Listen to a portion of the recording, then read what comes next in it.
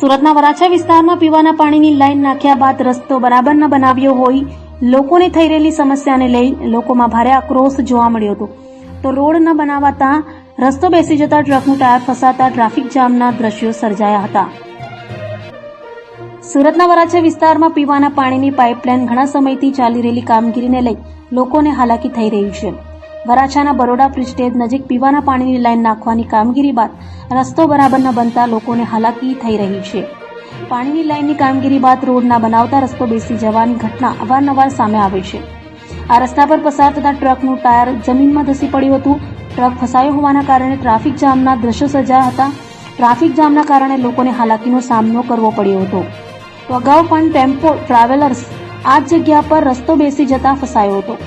સુરત મહાનગરપાલિકાના અધિકારીઓની ઢીલી કામગીરીને લઈ લોકોને ભારે હેરાનગતિનો સામનો કરવો પડી રહ્યો હોવાનું જણાવાયું હતું.